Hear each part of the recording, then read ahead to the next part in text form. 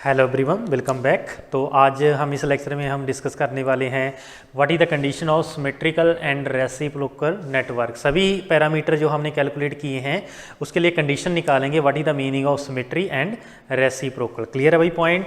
मेरे पास एक network given होगा, आपके पास स्टैंडर्ड 2 पोर्ट नेटवर्क होगा भाई। एक साइड आपके इनपुट होगी, दूसरी साइड क्या होगी, आउटपुट होगी। यहाँ पे क्या होता है, B2 करंट कैसे जाता है भाई, I2। यहाँ पे करंट कैसे जाएगा, I1। यहाँ पे वोल्टेज कितनी रहेगी, B1। क्लियर है भी पॉइंट। एक नोट करके पॉइंट डालिए, नोट डालिए भी, नोट इन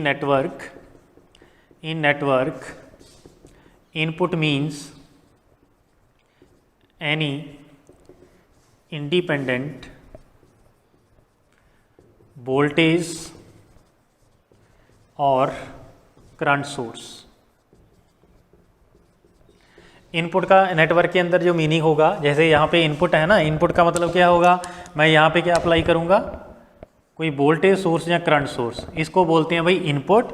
और उसका क्या इफेक्ट आया होगा, जहाँ तो कोई वोल्टेज मेरी डेवलप होगी पोर्ट 2 पे, जहाँ फिर करंट फ्लो करेगा। Clear, that is the meaning of response. Clear.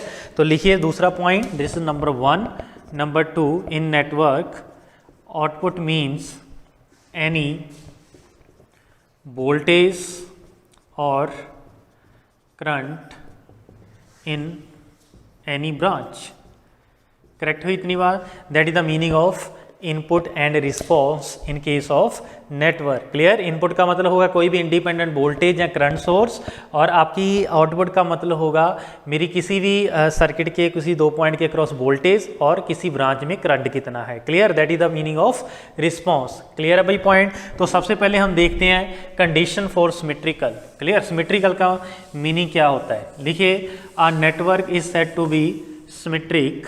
A network is said to be symmetric if the ratio of input by response is equal। Clear. अगर इनपुट बटा output की जो ratio होती है वो सेम हो, लेकिन इनपुट कौन सी होगी, input of any port. Clear. और जो रिस्पॉन्स होगा और जो मेरा आउटपुट होगा वो क्या होगा, of same port.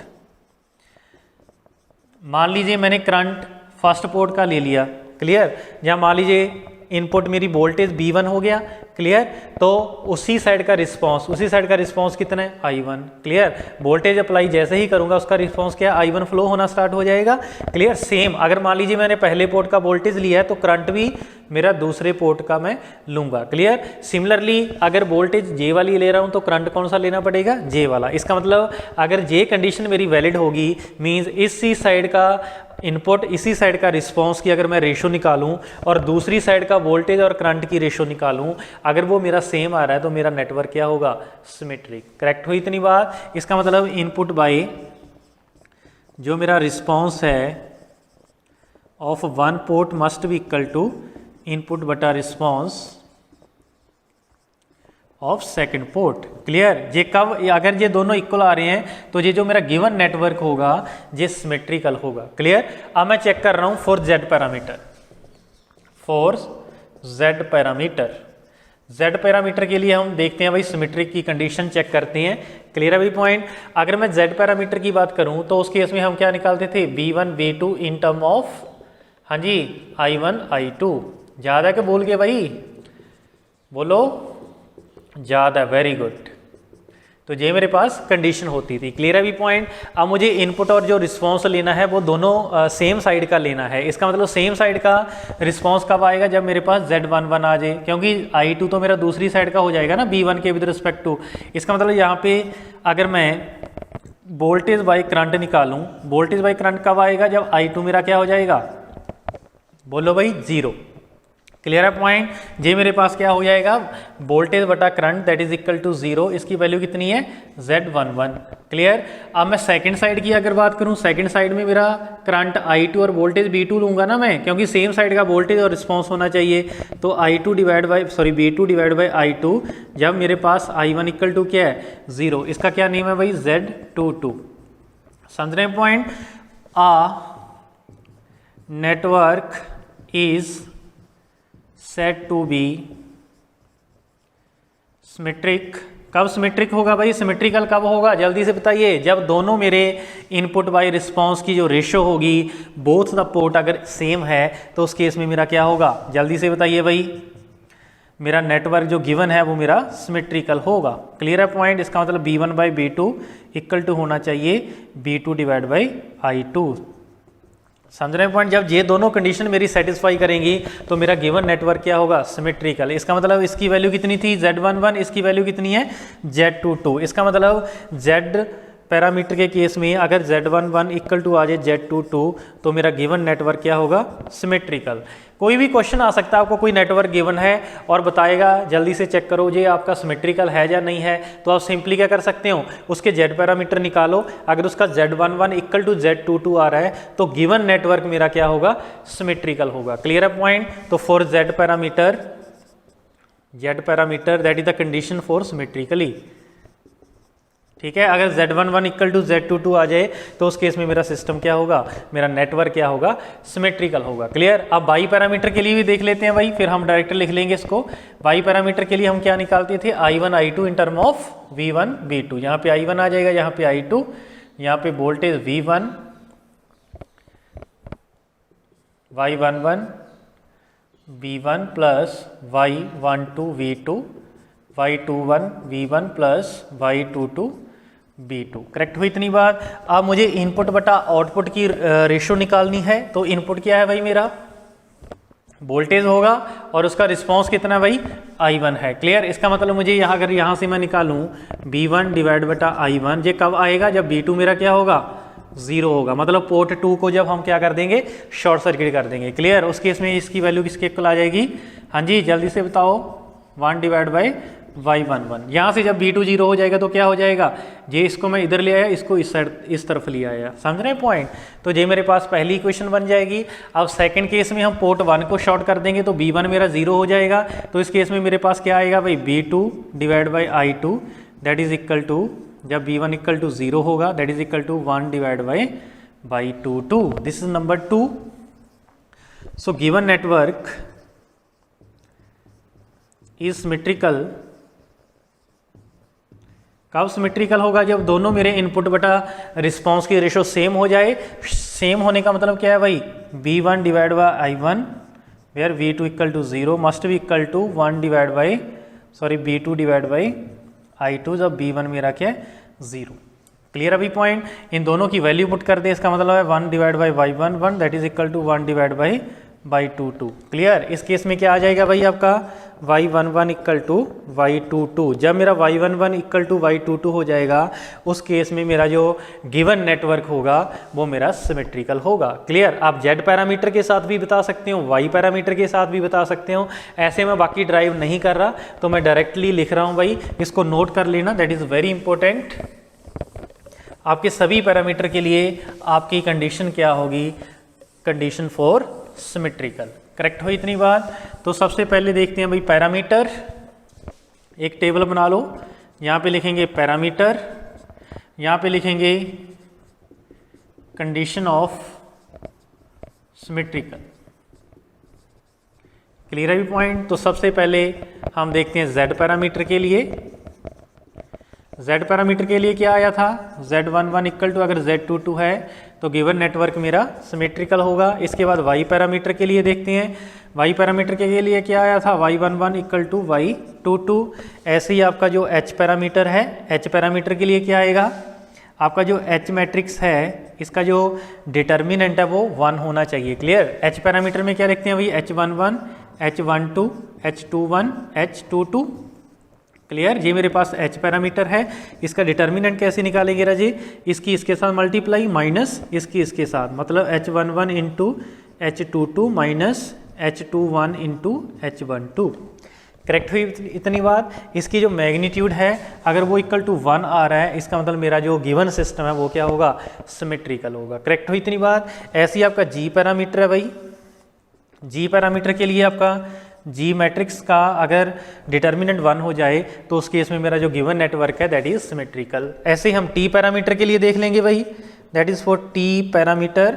T parameter के केस में अगर A इक्वल टू D आ जाए तो मेरा गिवन नेटवर्क क्या होगा, सिमेट्रिकल होगा। करेक्ट हुई इतनी बात? That is the meaning of symmetrical. Correct हुई इतनी बात। तो सिमेट्रिकल की अगर मैं जनरली बात करूं, मान लीजिए मेरे पास एक रेजिस्टेंस है, एक रेजिस्टेंस जे है, एक रेजिस्टेंस जे है, ठीक है। अगर ये 5 ओम है, ये भी 5 ओम है, ये 2 ओम है, क्लियर। सिमेट्री का मीनिंग देखिए, अगर मैं इसको बीच में से काट दूं तो इधर भी सेम बचेगा और उसकी मिरर इमेज भी सेम बचेगी, क्लियर। इसका मतलब ये मेरा नेटवर्क क्या है, सिमेट्रिकल है, क्लियर। ऐसे ही इस नेटवर्क जो कॉम्प्लेक्स नेटवर्क आपको गिवन रहता है उसको हम ऐसे चेक करते हैं, सिमेट्री, क्लियर अभी पॉइंट। तो सभी पैरामीटर के लिए ये इंपॉर्टेंट है। कोई भी क्वेश्चन आ जाए, अगर कोई नेटवर्क आपको गिवन है और बताइए भी गिवन नेटवर्क आपका सिमेट्रिकल है या नहीं है, उस केस में आप कैसे बताओगे, चाहे तो आप उसके जेड पैरामीटर निकाल लो, वाई निकाल लो, एच निकाल लो, जी निकाल लो, चाहे टी पैरामीटर निकाल लीजिए। उस केस में अगर ये कंडीशन, इनमें से कोई जो भी पैरामीटर आप ले रहे हो, अगर उस पैरामीटर की वो वाली कंडीशन सेटिस्फाई कर जाएगी तो आपका गिवन सिस्टम क्या होगा, आपका गिवन नेटवर्क क्या होगा, सिमेट्रिकल होगा, क्लियर अभी पॉइंट। आई होप आपको सिमेट्रिकल का मीनिंग क्लियर हुआ होगा, क्लियर। अब देखते हैं हम reciprocal. What is the meaning of reciprocal? लिखिए, a network is said to be reciprocal if the ratio of input by response is same, clear. Input by response की जो रेशो है वो सेम होनी चाहिए, क्लियर। लेकिन बस ये डिफरेंस बस यही है, जो इनपुट आपने लेनी है, इनपुट ऑफ एनी पोर्ट, और जो आपका आउटपुट होगा ऑफ अनदर पोर्ट। अगर इनपुट बाय आउटपुट मैं ले रहा हूँ, उनकी रेशो निकाल रहा हूँ, इनपुट मैंने मान लीजिए एक पोर्ट की ले ली तो आउटपुट मुझे दूसरे पोर्ट की लेनी पड़ेगी, समझ रहे हैं point. Input of one port किसी भी एक पोर्ट की ले लो और जो आउटपुट लेंगे आप किसी दूसरे पोर्ट की लेंगे, ठीक है। ऐसे ऐसे अगर इस साइड और उस साइड का मैं इनपुट बाय रिस्पॉन्स निकाल लूँ, अगर वो दोनों सेम आ जाएँ, उस केस में मेरा क्या हो जाएगा, सिस्टम रेसिप्रोकल हो जाएगा, क्लियर। एग्जाम्पल से समझते हैं। फॉर वाई पैरामीटर के लिए देख लेते हैं भाई, वाई पैरामीटर के लिए देख लीजिए, चाहे आप जेड पैरामीटर के देख लीजिए, बाकी मैं सेम आपका लिख दूंगा, क्लियर अभी पॉइंट। तो सबसे पहले हम देखते हैं भाई, मेरे पास जो कंडीशन थी that is I1 I2 in term of V1 V2, यही था भाई, बोलो जी। Y21 V1 plus Y22 into V2, clear अभी पॉइंट। अब यहाँ पे मैंने क्या करना है, इनपुट एक साइड की लेनी है और आउटपुट दूसरी साइड की लेनी है। अब मैं यहाँ पे पोर्ट 1 की इनपुट ले रहा हूँ, पोर्ट 1 पे इनपुट कौन सी है, V1, और इसका पोर्ट 1 का रिस्पॉन्स I1 है, पोर्ट 2 का रिस्पॉन्स क्या है, I2 है, क्लियर अभी पॉइंट। इसका मतलब ये हुआ, मैं यहाँ से क्या किसकी रेशो निकालूंगा, इनपुट बाय आउटपुट। इनपुट मेरी पोर्ट 1 की होगी, आउटपुट मेरी पोर्ट 2 की होगी, करेक्ट हुई इतनी बात। तो उस केस में मेरा आंसर कितना आ जाएगा, जल्दी से बताओ भाई। इसका मतलब V1 डिवाइड बाय मुझे क्या लेना पड़ेगा, जहाँ पर ऐसा करिए वोल्टेज पोर्ट 2 की ले लीजिए, करंट आपका पोर्ट 1 का हो जाएगा। इसका मतलब शॉर्ट सर्किट कर देंगे भाई, शॉर्ट सर्किट पोर्ट नंबर 1। जैसे ही शॉर्ट सर्किट करेंगे V1 मेरा इक्वल टू क्या आ जाएगा, 0 आ जाएगा। ये टर्म मेरी 0 हो जाएगी, मींस आपका इनपुट कितना है, I1, और रिस्पॉन्स कितना है, सॉरी इनपुट V2 होगा ना हमारा, इनपुट मेरा क्या V1, इधर इनपुट कौन सा है V2। यहाँ पे आप V2 बाय I1 निकाल लीजिए, इसका आंसर कितना आ गया भाई, 1 divide by Y12, clear. V2 ये I1 इधर चला जाएगा, ये इधर आ जाएगा, ठीक है। तो इनपुट बाय रिस्पॉन्स कब आया है मेरा, जब मेरे पास, हाँ जी, V1 की वैल्यू क्या है, 0। इसको एक इक्वेशन मान लीजिए। ऐसे ही अगर मैं दूसरी तरफ बात करूं, यहाँ पे हम पोर्ट 2 को क्या कर देंगे, पोर्ट 2 शॉर्ट सर्किट। जैसे ही पोर्ट 2 को शॉर्ट सर्किट करेंगे, V2 मेरा क्या हो जाएगा, 0 हो जाएगा, ये टर्म तो हट जाएगी। तो आगे मेरे पास V1 divide by I2 that is equal to 1 divide by Y21 हो जाएगा भाई। ये मेरे पास इक्वेशन नंबर 2 आ जाएगा, कब है, जब V2 मेरे पास क्या है, 0। अब मेरे पास network to be reciprocal, network to be reciprocal, कोई भी नेटवर्क मेरा रेसिप्रोकल होगा अगर input of one port divide by output of second port must be equal to input of, अगर सेकंड पोर्ट की ले रहा हूँ, आउटपुट मुझे किसकी लेनी पड़ेगी, फर्स्ट पोर्ट की। ऐसा इसमें हो रहा है, देखो आउटपुट इनपुट मेरी फर्स्ट पोर्ट की है, रिस्पॉन्स मेरा सेकंड पोर्ट का है, इनपुट मेरी सेकंड पोर्ट की है और रिस्पॉन्स मेरा कहाँ का है भाई, पोर्ट 1 का। क्लियर। तो ये अगर दोनों सेम हो जाएं तो उस केस में मेरा जो नेटवर्क होगा वो क्या होगा, रेसिप्रोकल होगा। इसका मतलब 1/y12 must be equal to 1/y21। इसका मतलब अगर y12 इक्वल टू आ जाए आपका y21, उस केस में आपका जो नेटवर्क होगा वो क्या होगा, रेसिप्रोकल होगा। क्लियर। एक पॉइंट और नोट कर लिख लीजिए, any passive element and any passive network it must be reciprocal. समझ रहे हैं पॉइंट। कोई भी मेरा रेसिप्रोकल होगा नेटवर्क अगर वो प्योरली क्या है, पैसिव। प्योरली पैसिव का मतलब क्या है, उसके अंदर आपके जो एनर्जी कंज्यूम करने वाले एलिमेंट लगे हों उसको हम बोलते हैं भाई पैसिव एलिमेंट। करेक्ट हुई इतनी बात। तो आगे फिर मैं बाकी का ड्राइव नहीं करूंगा, इसको आप सभी पैरामीटर के लिए कंडीशन फॉर रेसिप्रोसिटी लिख लीजिए भाई। पहले जैसा हम टेबल बना लेंगे। बस सिमेट्रिकल और रेसिप्रोकल का में दोनों में डिफरेंस बस यही है कि आप सिमेट्रिकल के केस में आप इनपुट और रिस्पांस सेम पोर्ट की लेते हो, जो रेशो होती है ना सेम पोर्ट की लेते हैं और सेम दूसरे पोर्ट की ले लेते हैं। अगर वो दोनों सेम आ जाए तो आपका नेटवर्क क्या होगा, सिमेट्रिकल होगा। लेकिन रेसिप्रोकल के केस में अगर इनपुट मैंने एक पोर्ट की ले ली तो रिस्पॉन्स मुझे दूसरे पोर्ट का लेना पड़ेगा। क्लियर। ऐसे दोनों पोर्ट का अगर रेशो सेम आ जाए तो नेटवर्क क्या होगा, रेसिप्रोकल होगा। क्लियर है भाई। तो सबसे पहले लिखेंगे पैरामीटर, सेकंड आपका क्या आ जाएगा, कंडीशन। क्या कंडीशन होगी फॉर रेसिप्रोसिटी। क्लियर है भाई पॉइंट। तो सबसे पहले z पैरामीटर के लिए देखते हैं। फॉर z पैरामीटर, इस केस में अगर z12 इक्वल टू z21 आ रहा है तो नेटवर्क मेरा क्या होगा, रेसिप्रोकल होगा। y पैरामीटर के केस में अभी निकाला था y12 इक्वल टू अगर आ जाए y21। क्लियर है भाई पॉइंट। h पैरामीटर के लिए भाई, फॉर h पैरामीटर अगर मेरा h12 इक्वल टू आ जाए माइनस h21 तो मेरा नेटवर्क क्या होगा, रेसिप्रोकल होगा। सेम मेरा g पैरामीटर के लिए है भाई, अगर g12 इक्वल टू आ जाए माइनस g21 तो नेटवर्क मेरा क्या होगा, रेसिप्रोकल होगा। सिमिलरली t पैरामीटर इसमें t मैट्रिक्स का जो डिटर्मिनेंट है इक्वल टू 1 आना चाहिए। t मैट्रिक्स किसके इक्वल था भाई, जल्दी से बोलो, ABCD ऐसे ही था ना भाई। तो इसका डिटर्मिनेंट कैसे निकलेगा, इसके साथ multiply minus this one AD minus BC। और वी कैन से दैट अगर AD minus BC equal to क्या आ जाए 1 तो उस केस में मेरा जो t पैरामीटर होगा वो उसका जो नेटवर्क गिवन होगा वो रेसिप्रोकल होगा। क्लियर है भाई पॉइंट। आई होप आपको समझ में आया होगा what is the condition of symmetry और रेसिप्रोकल। यहाँ पे कई बार डायरेक्ट क्वेश्चन ऐसे ही पूछ लेते हैं कि h पैरामीटर के लिए बताइए कब मेरा सिस्टम रेसिप्रोकल होगा, कब मेरा सिस्टम सिमेट्रिक होगा। करेक्ट हुई इतनी बात। आई होप आपको ये चीज़ समझ में आई होगी। क्लियर है भाई पॉइंट। अब नेक्स्ट देखते हैं भाई what is the meaning of image impedance. तो लिखिए भाई इमेज इम्पीडेंस का मीनिंग क्या होगा। मान लीजिए यही मेरे पास एक नेटवर्क गिवन है, उसके टी पैरामीटर मुझे गिवन है। टी पैरामीटर मान लीजिए मुझे गिवन है, टी पैरामीटर उसके गिवन है। टी पैरामीटर गिवने का मतलब क्या है, B1 है मेरा पास A, B2 minus BI2। Similarly I1 that is equal to CB2 minus DI2। तो आपका नेक्स्ट हेडिंग है इमेज इम्पीडेंस। इमेज इम्पीडेंस का मीनिंग नथिंग बट, मान लीजिए मैंने यहाँ पे एक इम्पीडेंस कनेक्ट कर दिया जिसकी वैल्यू है ZI2। समझ रहे पॉइंट। अब मुझे यहाँ पे देखना है इसकी इमेज यहाँ पे कितनी बनेगी। मान लीजिए ZI1 कितना होगा। क्लियर।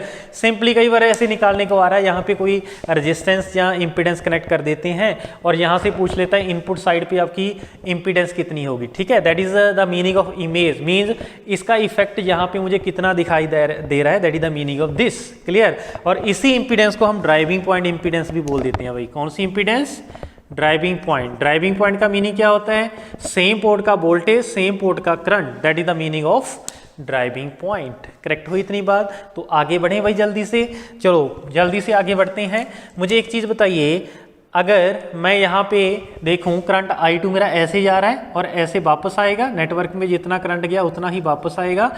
अगर ये करंट ऐसे जा रहा है तो drop is always from plus two minus, clear.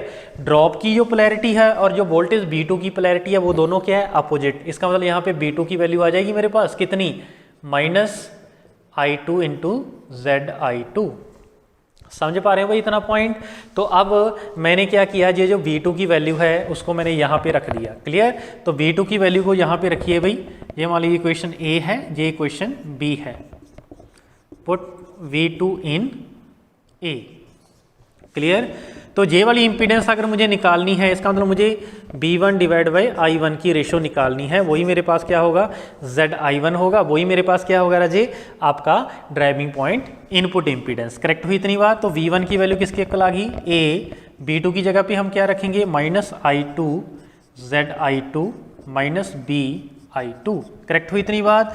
अब मुझे एक चीज़ बताइए, यहाँ पे I2 है, इसमें भी I2 है, ये कॉमन आ जाएगा, ये नेगेटिव भी मैं कॉमन ले लेता हूँ, तो अंदर क्या बचेगा, AZI2 प्लस B, साथ में बाहर मेरा कौन सा आ गया, इसको इक्वेशन नंबर 1 दे दो, क्लियर। इसी तरह आप B इक्वेशन में पुट कर दो V2 की वैल्यू, तो I1 की वैल्यू किसके इक्वल आ जाएगी, C। V2 की वैल्यू है -I2 ZI2, नेक्स्ट कितना है, -DI2।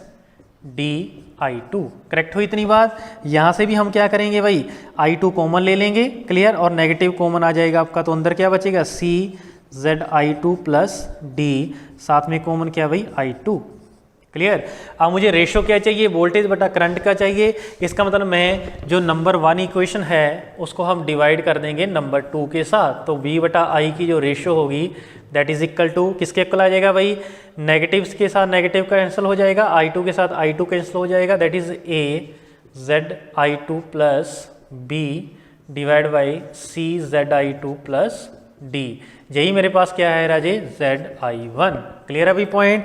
अगर मैं सिंपल आपको एक चीज़ बताऊं कि अगर आपके पास कोई नेटवर्क गिवन है, अगर मैं यहाँ पे रेजिस्टेंस लगा दूं मान लीजिए 5 ओम की, क्लियर, तो इस तरफ की जो इम्पीडेंस होगी वो किसके इक्वल हो गई, A आपके पास कोई ना कोई वैल्यू गिवन होगी into 5 plus B divide by C into 5 into D। Correct हुई इतनी बार। तो ये ZI1 इसी का इमेज होगा, क्लियर। ZI2 की इमेज क्या है, ZI1 that is equal to driving point impedance, इसकी जो वैल्यू होगी वोल्टेज बटा करंट होगी। यहाँ तक समझ में आई बात। अब ये मेरे पास ZI1 की वैल्यू होगी भाई जब मैं ZI2 पोर्ट नंबर 1 पे लगा रहा हूँ, क्लियर। अगर मैं ऐसा करूँ कि यहाँ पे मैं ZI1 कनेक्ट कर दूँ और यहाँ पे मैं देखता हूँ ZI2 की वैल्यू कितनी होगी। सेकंड केस में देखता हूँ, अगर मैं यहाँ पे इम्पीडेंस कनेक्ट कर दूँ ZI1, तो उस केस में मैं देखना चाह रहा हूँ कि यहाँ पे इमेज इसकी क्या बनेगी, क्लियर, ZI2। समझ रहे हैं वही पॉइंट। तो ZI2 की जो वैल्यू होगी सेकंड पोर्ट पे है, इम्पीडेंस होता है वोल्टेज बाई करंट, वोल्टेज कौन सा V2, करंट कौन सा I2, क्लियर। इस दोनों की मुझे रेशो निकालनी होगी, क्लियर। अगर ये रेशो मुझे मिल गया इसका मतलब मेरे पास ZI2 की वैल्यू आ जाएगी, क्लियर है भाई पॉइंट। अगर करंट मेरा ऐसे जा रहा है तो वापस ऐसे आएगा, ऐसे जाएगा तो drop is always from positive to negative, positive to negative. और ये V1 की जो पोलैरिटी और जो ड्रॉप की पोलैरिटी है दोनों अपोजिट हैं, इसका मतलब V1 की वैल्यू क्या आ जाएगी राजे, -ZI1 इंटू I1। करेक्ट हुई इतनी बार। बस कुछ नहीं है, यहाँ पे V1 की वैल्यू पुट कर देंगे in equation number A, clear है भी पॉइंट। तो जल्दी से बताइए आंसर कितना आएगा।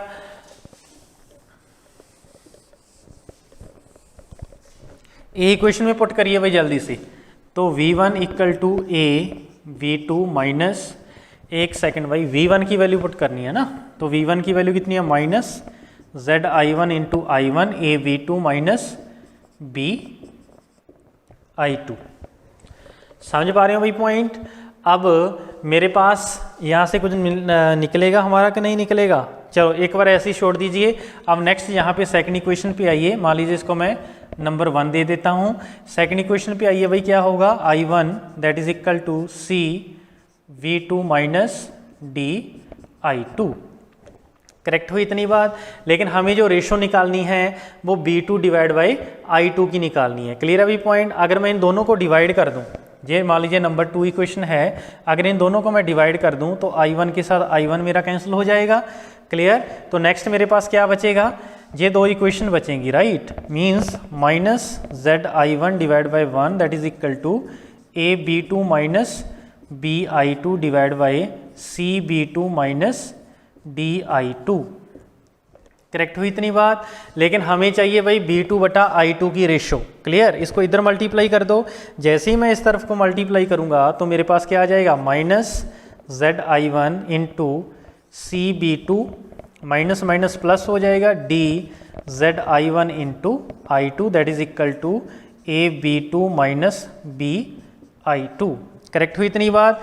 b2 वाले एक साथ कर लो, i2 वाले एक साथ कर लो। ये नेगेटिव टर्म मैं इधर ले जाऊंगा, ये पॉजिटिव वाली मैं इस तरफ ले लूंगा। इसका मतलब ab2 plus zi1 into cb2 that is equal to dzi1 into i2 plus b into i2। Correct हुई इतनी बात। इन दोनों से v2 कॉमन ले लूंगा, इन दोनों से i2 कॉमन ले लूंगा। देखिए भाई क्या बचेगा, तो b2 मैंने जैसे ही कॉमन लिया, इस तरफ मेरे पास क्या बचा, a प्लस zi1 इंटू सी।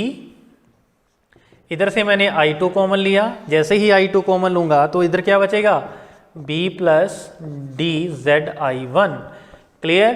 तो zi2 निकालने के लिए हमें रेशो चाहिए वोल्टेज बटा करंट। जो ये करंट मेरा इधर जाके डिवाइड हो जाएगा, ये टर्म मेरी उस तरफ चली जाएगी, v2 डिवाइड बाई i2। यही मेरे पास क्या हो जाएगा, zi2 that is equal to, हाँ जी, b plus dzi1 divide by a plus c into zi1। Correct हुई इतनी बात। ये मेरे पास वही सेकंड साइड की इमेज आ जाएगी। क्लियर। अगर मैं इस तरफ इम्पीडेंस कनेक्ट कर रहा हूँ तो इस तरफ इसका जो इमेज बनेगा वो j बनेगा। क्लियर। पहले मैंने यहाँ पे इम्पीडेंस लगाया था तो इस साइड में इमेज इम्पीडेंस कितना आया था, j आया था, zi1। क्लियर। अगर मैं zi1 यहाँ पे कनेक्ट करता हूँ उस केस में यहाँ पे इमेज कितनी दिखेगी, इसको बोलते हैं आउटपुट ड्राइविंग पॉइंट इम्पीडेंस। ये था मेरा input side driving point impedance. Correct हुई इतनी बात। तो ये मेरे पास इक्वेशन नंबर बी आ गया। समझ रहे हैं भाई पॉइंट। अब 2-4 पॉइंट और यहां पे देखते हैं इंपॉर्टेंट।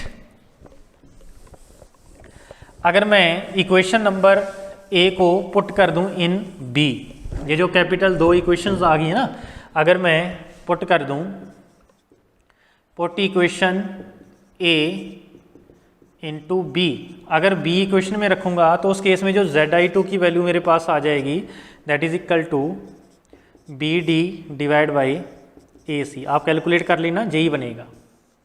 समझ रहे हैं पॉइंट।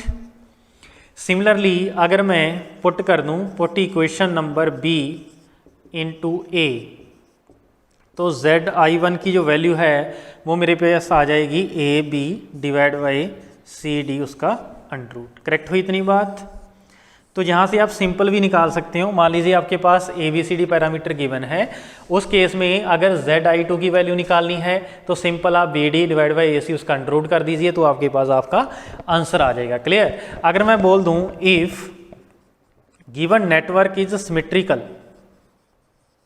अगर गिवन नेटवर्क मेरा सिमेट्रिकल है तो टी पैरामीटर थे, टी पैरामीटर के लिए कंडीशन क्या होती है सिमेट्रिकल की, जब ए मेरा बराबर क्या हो जाएगा डी, उस केस में सिस्टम क्या होगा, सिमेट्रिकल होगा। इसका मतलब जैसे ही मैं ए को डी के इक्वल करूंगा, ए और डी दोनों सेम हो जाएंगे, कैंसिल हो जाएंगे, ए और डी कैंसिल हो जाएंगे, मीन्स उस केस में आपका zi1 equal to zi2 equal to क्या हो जाएगा, बी डिवाइड बाई सी हो जाएगा उसका अंडर रूट। ये चीज़ तब होगी जब मेरे पास नेटवर्क क्या होगा, सिमेट्रिकल होगा। क्लियर।